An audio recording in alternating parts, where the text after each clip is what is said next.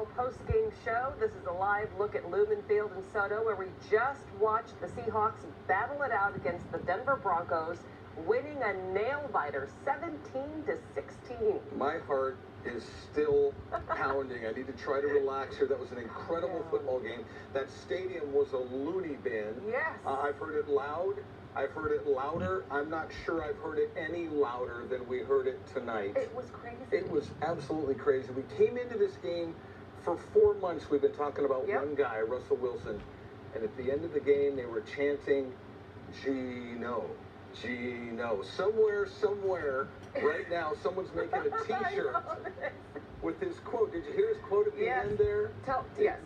They said they tried to write you off, and he says they tried to write me off, but I didn't answer back. Didn't write him back. Can I point out something, Eric, that you actually brought up earlier today?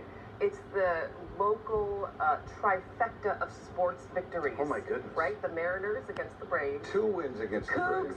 The Cougs winning Wisconsin, and now the Seahawks. And this game, nobody thought the Hawks really seriously had a chance. They were 6.5 point underdogs at home with Russell Wilson coming in here, and so many things stood out. I mean, there's a million storylines in this game.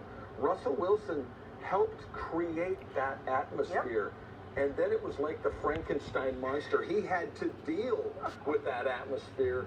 There were several false starts. There were several delay of games. They seemed a little discombobulated, and then late in the game, Russell Wilson, what does he like to do? Drive the ball down the field, and we were thinking, oh my goodness, 64-yard field goal. And can you imagine what this homecoming must have felt like for him, to hear the boos, to hear the 12s this time rooting against his team? They did boo. There were some cheers. You pointed out there were some cheers. Predominantly, though, it was boos, nothing personal. We'll get into a little bit later on in the show that relationship, that strange relationship between the 12s and Russell Wilson and Pete Carroll. We're going to get into all that. Right now, we're going to go outside the stadium where Michelle Esteban is standing by, and she's been talking to some very happy fans. Michelle? Oh my gosh, Eric. What a night. Just so super emotionally charged. And really, you guys know it. It was as if the fans were on the field with the players, with all the reporters. They never let us.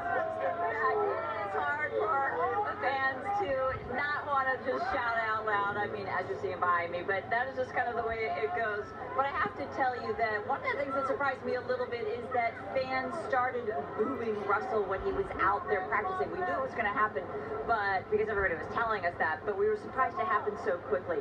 Now, here's the thing.